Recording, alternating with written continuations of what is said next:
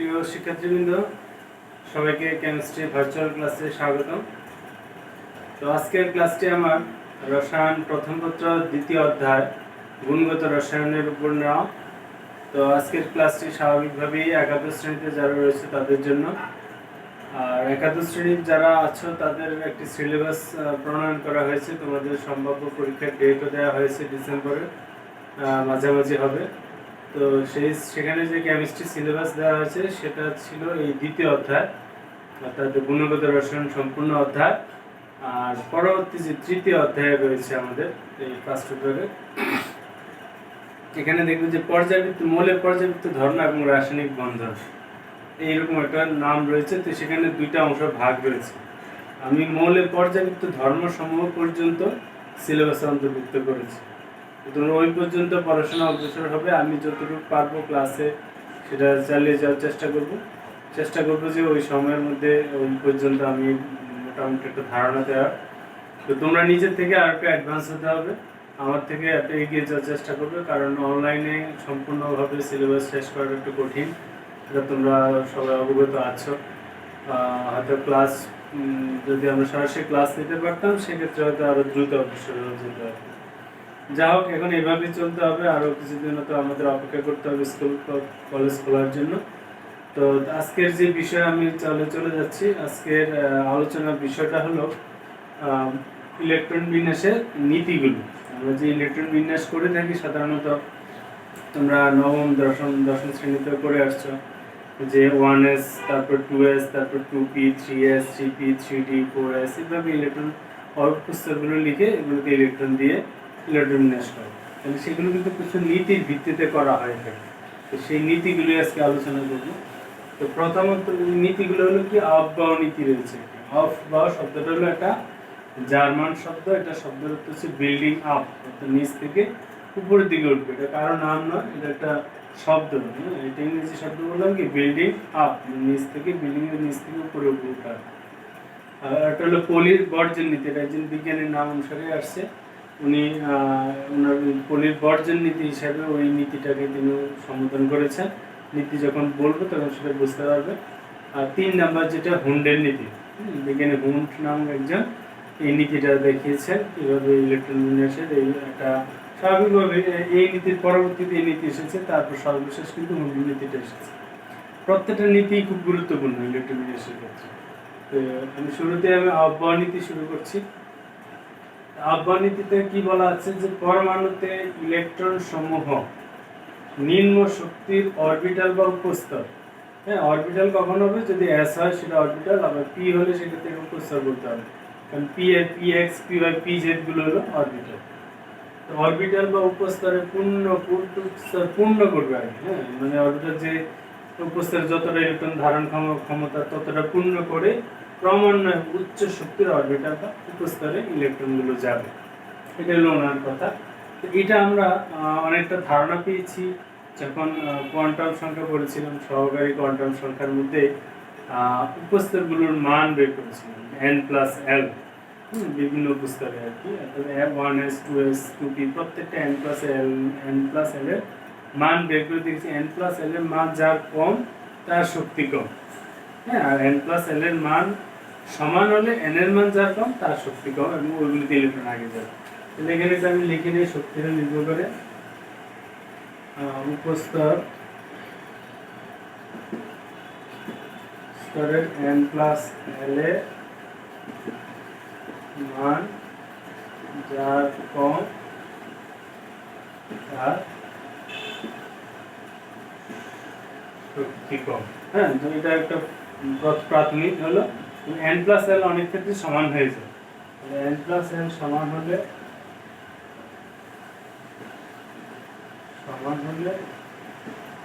n এর মান যার কম তার শক্তি কম। তাহলে আমরা পেয়ে গেলাম মোটামুটি কিভাবে উপস্তর বা অরবিটাল গুলোর শক্তি আমি বুঝবো যে কোনটা শক্তি কম কোনটা শক্তি বেশি। আমি এক্সাম্পল দিয়ে দেখাচ্ছি, তাহলে আরেকটা ক্লিয়ার হয়ে যাবে। যেমন এখানে একটা প্রশ্ন দিয়ে দিচ্ছি, পটাশিয়ামের 19তম ইলেকট্রনটি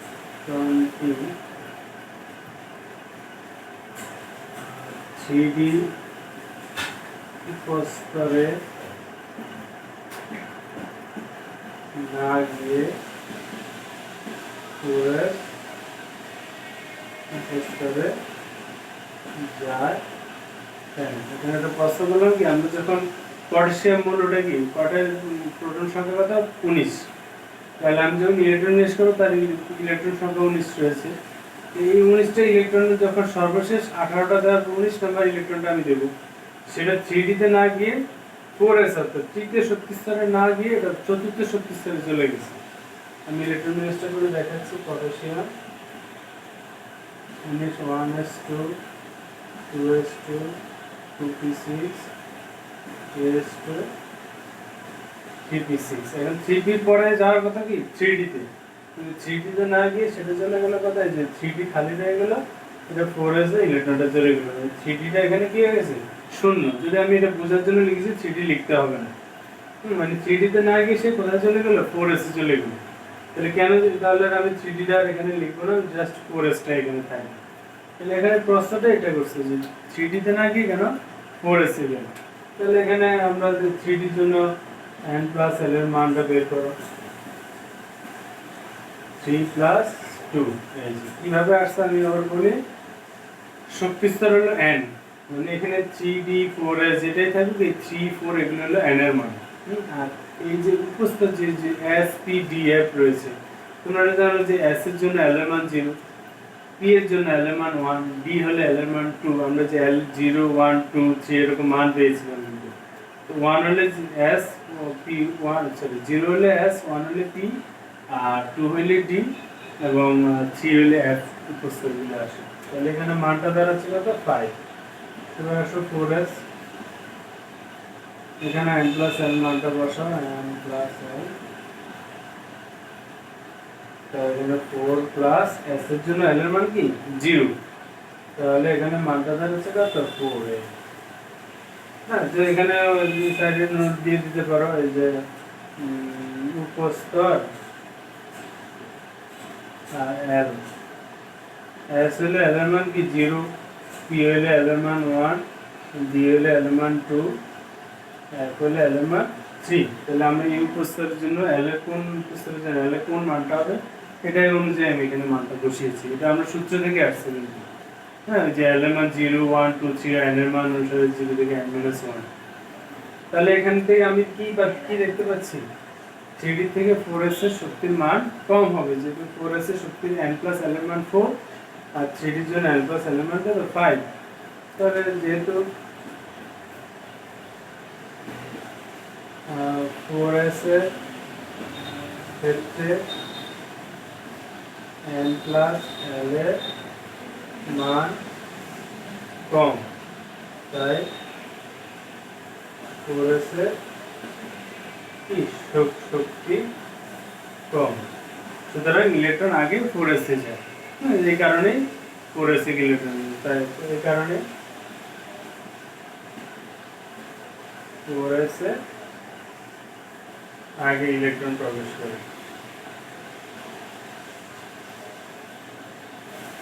তাহলে আমরা মোটামুটি পেয়ে গেলাম যে কেন একটা অরবিটাল বাদ দিয়ে আরেকটা অরবিটালে ইলেকট্রন যাওয়া, এই হলো মূলত কারণটা। তাই আমি একটা উদাহরণ দিয়ে সেটা বের করে দেখেছি। তোমরা এইভাবে বিভিন্ন উপস্তরের ক্ষেত্রে n + l বের করো, সেটা দেখাতে পারো।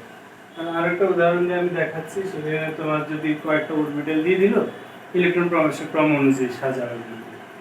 আমি দেখাচ্ছি, দেখো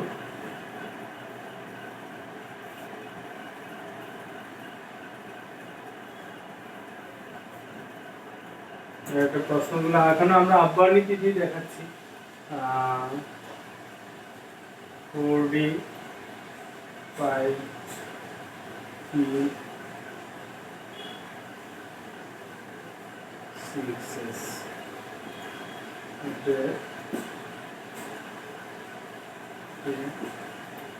ইলেকট্রন প্রবেশের ক্রমানুযায়ী কি বলছে, আমি 4D 5p এবং 6s তিনটা অরবিটাল আমি দিয়ে দিছি। এখন এখানে ইলেকট্রন প্রবেশের ক্রম অনুযায়ী সাজাতে হবে।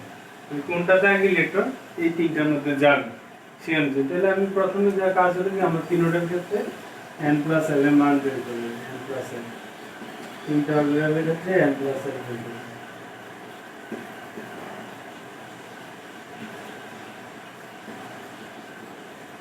এটা 4 plus 2 equal to 6, 5 plus 1 equal to, জানো যে d হলে 2, p হলে 1, এটা 6, এটা 6 plus 0, সবগুলি মানে কি আসছে আমার 6 আসছে। কিন্তু এর তাহলে আমাকে কোথায় যেতে হবে, যে n plus l এর মান যদি সমান হয় তাহলে n এর মান যেটা কম এটাতে আগে ইলেকট্রন যাবে। এই ক্ষেত্রে n এর মান সবচেয়ে কম কোনটাতে আছে, তাহলে 4d তে আছে। তাহলে 4d তে সবার আগে ইলেকট্রন যাবে। তাহলে 4d এর পরে ইলেকট্রন যাবে কোনটাতে, 4d এর পরে ইলেকট্রন যাবে 5p তে, মানে শক্তির ক্রম অনুযায়ী সাজাচ্ছি। তারপরে যাবে 6s। তিনটা মানই যেভাবে লেখা আছে এইভাবেই জিনিসটা সাজানো হবে, মানে ইলেকট্রনটা এইভাবেই প্রবেশ করবে। 4d এর পরে 5p তে যাবে, তারপরে 6s এ যাবে। আর একটু যদি আমি ব্যতিক্রম কিছু এলোমেলো করে দেই,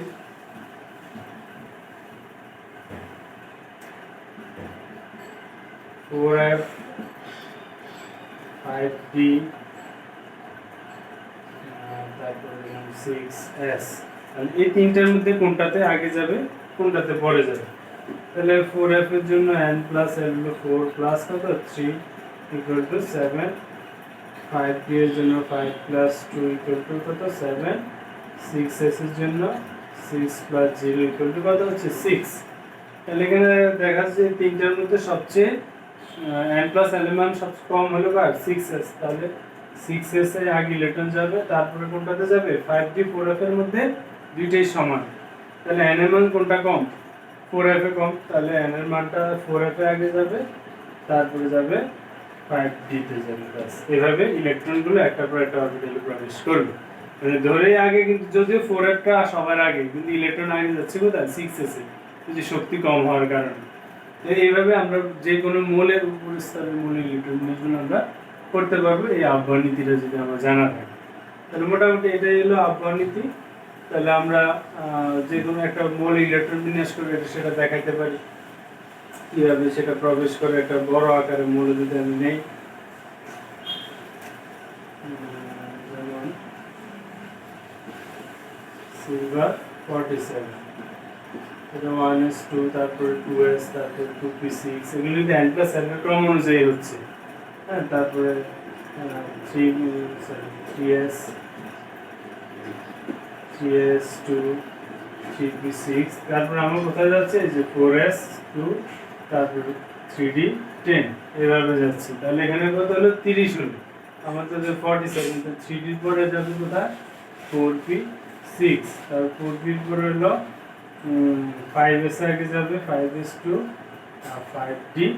এটা হ্যাঁ, এখানে একটা ব্যতিক্রম আছে, এটা 9 হওয়ার কথা এটা 10 হয়ে যায়, এটা 1 হয়ে যায়। তোমরা জানো যে d9 এবং d4 এই দুইটা হয় না, d4 টা d5 হয়ে যায়, আগের অরবিটালে একটা ইলেকট্রন কম যাবে, আর d9 যখন আসবে এটা d10 হয়ে যাবে। বুঝছো, অর্ধপূর্ণ পূর্ণ অবস্থা অবস্থাগুলো কি থাকে স্থিতিশীল থাকে অনেক বেশি।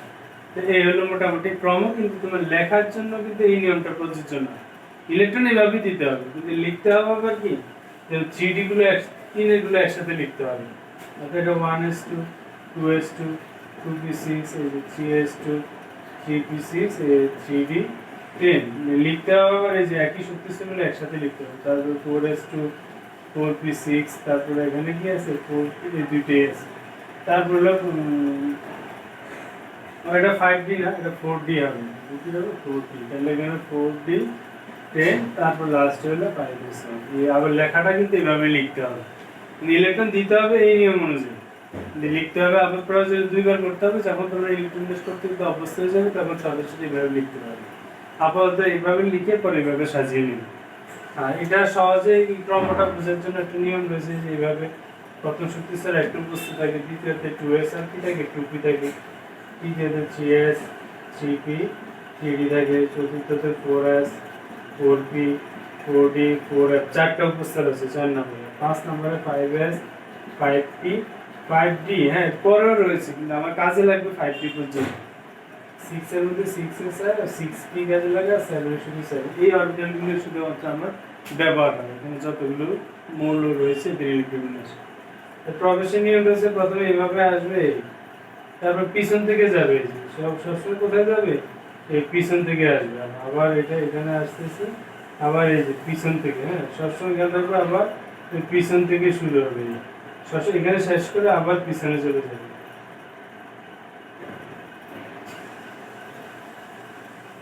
এইভাবে একটা থেকে একটা কি পিছন থেকে গিয়ে আবার যেমন 1s 2s এর পরে 3s 2p 3s এরপরে আবার 3p 4s, তারপরে হলো এই 4s এর পরে আমি চলে যাবো 3d তে, 3d 5p 6 5s, এরপর আবার পিছনে 4d 5p 6। এটা যদি ফলো করো তাহলে এই অবনীতিটা তোমার মেইনটেইন হয়। এরপরে তুমি আবার এগুলোকে একসাথে সাজিয়ে লিখতে পারো। এই হলো মোটামুটি তোমার অবনীতির বিস্তারিত আমি সবই দেখিয়েছি। এটা খুবই কাজে লাগবে যে কোনো ক্ষেত্রে, তোমার এটা প্রয়োজন রয়েছে ইলেকট্রনের, যেহেতু বিভিন্ন ক্ষেত্রে করতেই হবে, যে কোনো প্রশ্নের উত্তর লিখতে ইলেকট্রনের প্রয়োজন রয়েছে। এবার আমি যাব পরবর্তীতে পলির বর্জন নীতি। আমি একটু দেখে নিচ্ছি যে ভিডিওটা ঠিকঠাক মতো চলছে কিনা।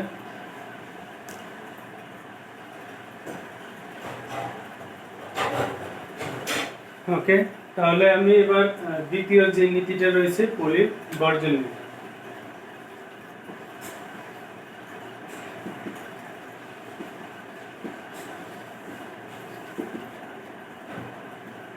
এই নীতিটা কি কাজে লাগে সেটা একটু দেখে নিই। আগে আমি নীতির বর্ণনাটা দেখে নিই। কোনো পরমাণুর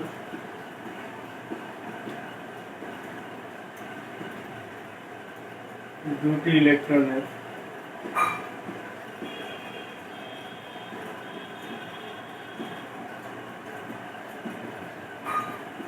চারটি কোয়ান্টাম সংখ্যা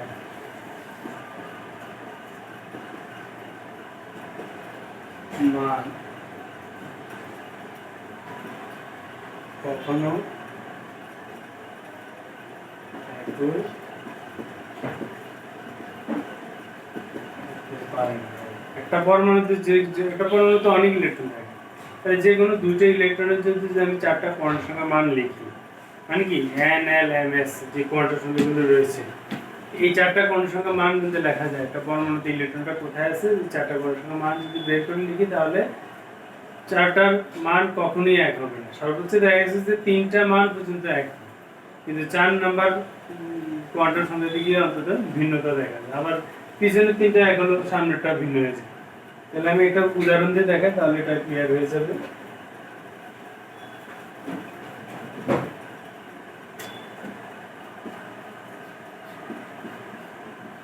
হিলিয়াম কত, পারমাণবিক সংখ্যা হলো 2, আমরা 1s2 দিতে পারি।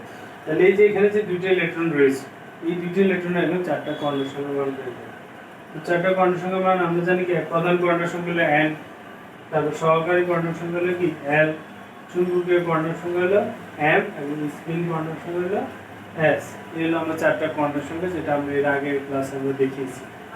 তাহলে এবার আমরা এই দুইটা ইলেকট্রনকে যদি আমি একটা E1 আর একটা কি ধরি E2 ধরি, একটা ইলেকট্রনকে আমি দিলাম E1 প্রথম ইলেকট্রনটা, দ্বিতীয় ইলেকট্রনটা E2। এটা বা এইভাবে লেখা যায়, ইলেকট্রন 1s দিয়ে একটা ইলেকট্রন এইভাবে থাকে, আর একটা ইলেকট্রন, মানে দুইটা ইলেকট্রন কিন্তু বিপরীত স্পিনে থাকে। এই যে আমরা দেখেছি যে একটা প্লাস আপ একটা মাইনাস আপ, একটা ইলেকট্রন যদি ঘড়ি কাটা দিয়ে ধরে একটা বিপরীত দিয়ে ধরে, এইভাবে প্রত্যেকটা অরবিটালের সর্বোচ্চ দুইটা ইলেকট্রন থাকতে পারে। এটাই কিন্তু পলিবর্জন নীতি থেকে আসছে মূলত। এই জায়গায় এই যে প্রথম ইলেকট্রনটা কোন n এর মান কত, যেটা প্রথম সবকিছু n এর মান 1, কোন উপস্থিত রয়েছে s, s এর জন্য l এর মান কি 0। এটা তো আমরা জানি p থাকলে 1, d থাকলে 2, m এর মান তো 0ই হবে, কারণ ওই যে এবার সূত্রটা প্রয়োগ করব, l এর মান 0 হলে m এর মান কি হতে পারে 0 হবে, 1 হলে -1 0 +1। তাহলে এটা প্রথম ইলেকট্রনের মানটা আমি কি দেব, প্লাস হাফ দেব। এটা একটা শক্তি উচ্চ শক্তি অবস্থায় আছে। এগুলো আরো পরবর্তীতে উচ্চতর যারা রসায়ন গবেষণা, তখন এগুলো কারণ বোঝা যায় যে কেন এটা প্লাস হাফ, কেন এটা মাইনাস হাফ দেওয়া হয়। এখানে এটা হলো আমার প্রথম এই যে ইলেকট্রনটা রয়েছে এটার জন্য। এবার আসলে এই দ্বিতীয় ইলেকট্রনটার জন্য n এর মান 1, l এর মান 0, m এর মান কি 0।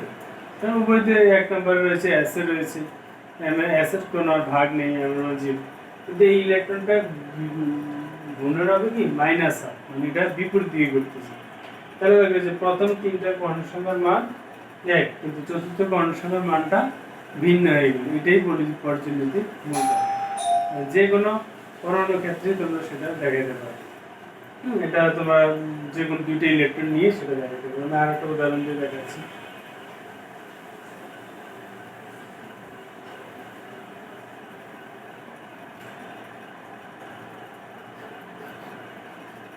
Nitrogen 1s2 2s2 2p6 2p3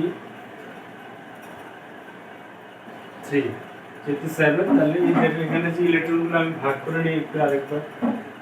1s দুইটা আছে, 2s কটা দুইটা আছে, 2p তে অরবিটাল 2px 2py 2pz। হ্যাঁ, ইলেকট্রন আছে কটা তিনটা। এই যে তিনটাতে এই আমি যে একটা একটা করে আগে ইলেকট্রন যায়, এটাই আমরা পরবর্তী নীতিতে আমরা এটা আসবো, কিন্তু আমি এখন বোঝানোর জন্য আমি এটা দিয়ে দিচ্ছি। এই তিনটা ইলেকট্রন কি তিনটা অরবিটাল এইভাবে একটা একটা করে থাকে। এখন তুমি যে কোনো দুইটা এই ইলেকট্রনের সাথে এখানের একটা ইলেকট্রনকে যদি নাও, নিয়ে যদি NL MS এর মান বসাও, ওই যে তিনটার যে কোনো একটা ভুল বিপরীত হবেই, মানে একটা না একটা মান চেঞ্জ আসবে, এক আসবে না কোনোভাবে।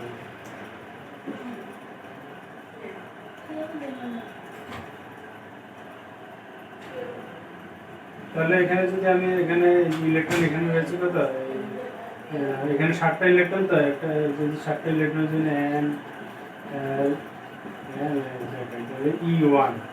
E1টা রয়েছে কোথায় এই ওএসে, তাহলে এটা মান তো 1 0 0 প্রথম ইলেকট্রন প্লাস আর, তারপর আসে E2 1 0 0 মাইনাস আর, এবার আসে 2s এর যে E3টা কোথায় আছে, এই যে 2s এ আছে E3টা।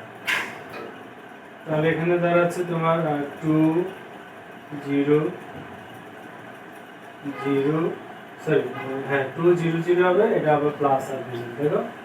এই যে যেহেতু s এ রয়েছে, n এর মানটা কত 2 এর জন্য n মান 2, s এর জন্য 0, s এর তার l এর মান 0 হয়, তাহলে এই প্রথম ইলেকট্রনের জন্য এটা প্লাস হয়। দেখো এইটার সাথে এই প্রথম ঘরের কি একটাই পার্থক্য হলো, এখানে এটা 1 এটা 2, আর বাকি তিনটা কিন্তু আবার প্রথমের সাথে মিলে গেছে, মানে একটা না একটা পার্থক্য রয়ে গেছে। E4 যদি আসে, E4টা কোথায় রয়েছে 2s এ রয়েছে, এই দুইটা রয়েছে 1s এ, দুইটা আলাদা করে রাখবো, তাহলে এটা 2 0 0 মাইনাস এভাবে আসবে। এবার যদি আসো px, এটার জন্য আসো E5 কে, E5 রয়েছে কোথায় এইখানে, এটা E5 এটা E6 এটা E7 মানে 7 নম্বর ইলেকট্রন। তাহলে এটা দাঁড়াচ্ছে এটা 5 নম্বর ইলেকট্রনটা কোথায় রয়েছে 2p, তাহলে 2 l এর মান হয়ে গেছে 1 যেহেতু p, আর এটা p এর জন্য তিনটা মান রয়েছে। হ্যাঁ, প্রথমটা -1 puis 0, এরপরে কি +1 সিরিয়ালে যাব, তাহলে প্রথমটা হবে -1, যেহেতু প্রথম ঘরে রয়েছে তার প্রথম ইলেকট্রন এটা প্লাস হবে। E6 2 0 এলিমেন্ট কি গেছে 0, এই যে মাঝখানে একটা 1 একটা -1, সরি এলিমেন্ট 1 হবে, m এর মানটা 0 হয়েছে, m এর মান তিনটা -1 0 +1 তিনটা আলাদা হয়ে গেছে। তারপর এখানে তাহলে এটা প্রথম ইলেকট্রন এটা প্লাস হবে, E7 এটা 2 আর এটা 1, যেহেতু সবগুলো p তে আছে এলিমেন্ট সব 1 হবে, শুধু m এর মানটা চেঞ্জ হবে, এটা +1 হয়ে যাবে যেটা সর্বশেষ, তাহলে এটা প্লাস হবে। এইভাবে প্রত্যেকটা বিভিন্ন পরমাণু বিভিন্ন ইলেকট্রনের জন্য এইভাবে n l m s এই চারটা কন্ডিশন গুলো বের করবে। আর এই বিষয়টাই পলিপর্যায়নীতি এইভাবে নীতির মাধ্যমে সেটা বলছেন যে চারটা কন্ডিশনের মান কখনো এক হবে না, একটা না একটা অন্তত কি হবে ভিন্ন হবে। তো মোটামুটি আমরা পলিপর্যায়নীতি এটুকুই আলোচনা আছে, এটুকু জানলে মোটামুটি হবে তোমাদের। তাহলে এরপরে যে নীতিটা রয়েছে সেটা কি হুন্ডের নীতি।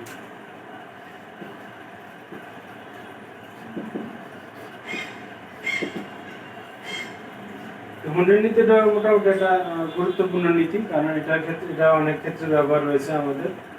তো তোমরা এই বিষয়গুলোটা আমার সাথে সাথে ক্লাসটা দেখার পর নিজেরাও প্র্যাকটিস করতে হবে। আরো মৌলের ক্ষেত্রে তোমরা এইভাবে ইলেকট্রন বিন্যাস করে এভাবে এই কাজগুলো তোমাদের প্র্যাকটিস করলে তোমাদের এটা অনেক ক্লিয়ার হয়েছে। বুঝতে না পারলে ভিডিওটা আরেকবার দেখবে, একটু পিছনে গিয়ে দেখে আরেকটু ক্লিয়ার করে নিয়ে আবার তোমরা সেটা করতে পারবে, কারণ তোমাদের তো এগুলো রেকর্ডিং রয়ে গেলো, তোমার জন্য একটা সুবিধা আছে। আমি কি বললাম সবগুলি কথাই তোমাদের এখানে রেকর্ডিং রয়েছে, বুঝতে তেমন একটা অসুবিধা হওয়ার কথা না। এবার আসো হুন্ডের নীতিটা আমি আবার একটু দেখে নিচ্ছি।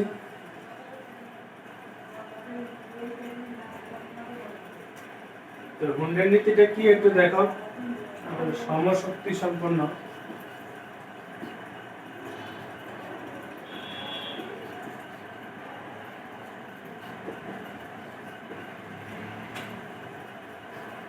অরবিটালগুলোতে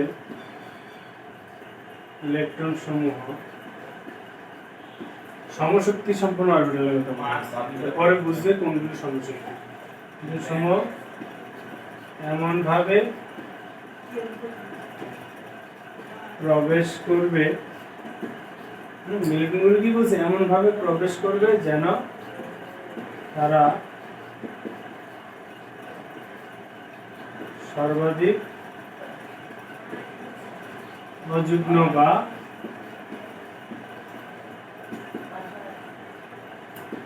বীজের অবস্থায়, নীতিটা কি আবার একটু ভালো করে খেয়াল করো, সমশক্তি সম্পন্ন যে অরবিটাল থাকে, অর্থাৎ এই যে 2p তে যে 2px 2py 2pz এই তিনটা অরবিটাল রয়েছে, এই তিনটে হলো সমশক্তি সম্পন্ন। 2s আর 2p কিন্তু সমশক্তি না, খেয়াল থাকবে তো।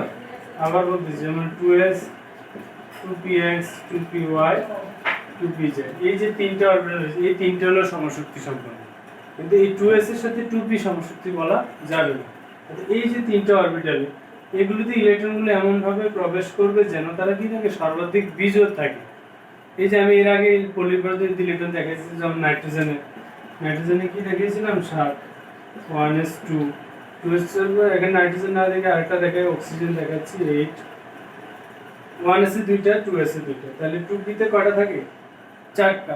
এই 4টা ইলেকট্রন কিভাবে যাবে, আগে একটা একটা করে যাবে, তাহলে কি থাকবে, সর্বাধিক বিজোড় থাকবে। আগেই দুইটা করে দেওয়া যাবে না, প্রথমে কি একটা একটা করে দিয়ে আসে, এরপর যদি থাকে ইলেকট্রন, এই যে আরেকটা কি 4টা একটা ভাগ হলে এই বিপরীত ভাবে দিয়ে যেতে হবে, ওই যে একটা স্পিন বিপরীত, তো এইভাবে যুগ্ম হবে, সরাসরি ধরেই দুইটা করে দেওয়া যাবে না, আগে একটা একটা করে দিয়ে তারপর জোড়। তাহলে এইভাবে যদি ইলেকট্রনগুলো দেই তাহলে সর্বাধিক কি পাওয়া যাবে, এরকম বিজোড় পাওয়া যাবে। আর এই বিজোড় ইলেকট্রনগুলো কি হয়, ওই মৌলের যোজনীর সাথে মিলে যায়। মানে এই যে নাইট্রোজেনের যোজনী 3, কারণ 3টা বিজোড় ইলেকট্রন রয়েছে। এই যে অক্সিজেনের কয়টা বিজোড় আছে, 2টা বিজোড় আছে, তার যোজনী কত, 2। মোটামুটি দ্বিতীয় তৃতীয় পর্যায়ের মৌলগুলির ক্ষেত্রে এই মাধ্যমে যোজনীগুলি বের করা যাবে। চতুর্থ পর্যায়ে গেলে আবার একটু ব্যতিক্রম হয়ে থাকে সেক্ষেত্রে।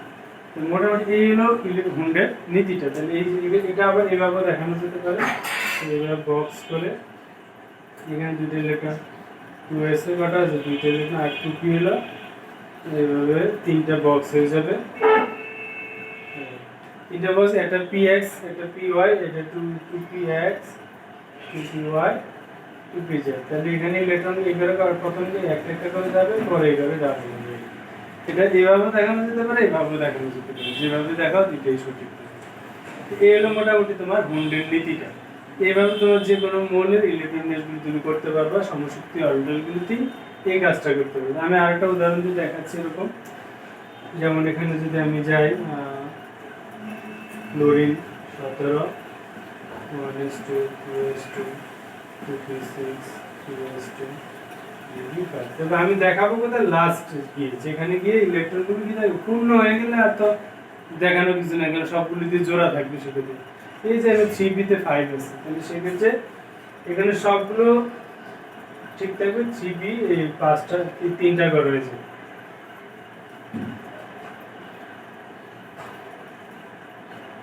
ইলেকট্রন 1 2 3 4 5, বুঝতে পারছেন? এভাবে ইলেকট্রনগুলো দিতে হবে, শুধু 3b এর জন্য করলে হবে, কারণ বাকিগুলো সব তো অরবিটাল পূর্ণ আছে।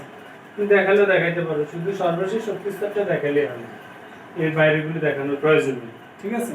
এখানে 3s আর 3p হলো সর্বশেষ শক্তি স্তর। আরেকটা উদাহরণ দিয়ে দেখাচ্ছি, যদি d উপস্থিত থাকে, আয়রন 26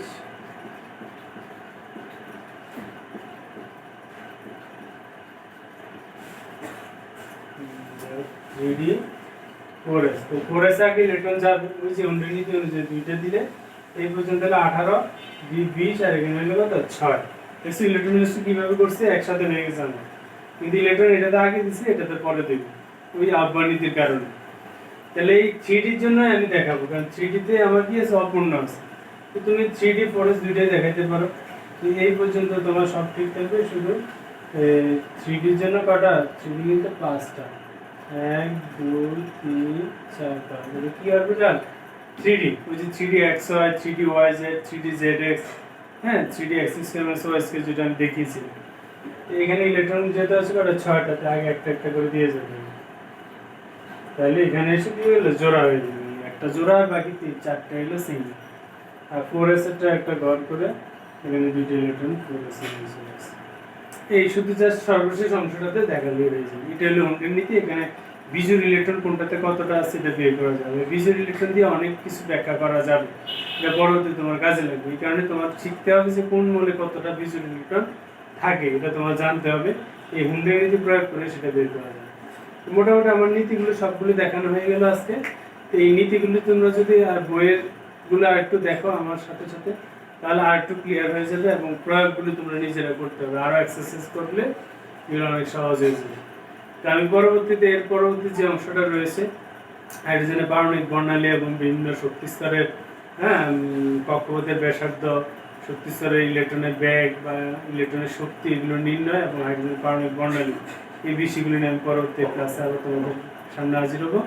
তো তোমরা একটু নিয়মিত ভালোভাবে পড়াশোনা করবে। তা আজকে এখানেই শেষ। সবাইকে অসংখ্য ধন্যবাদ।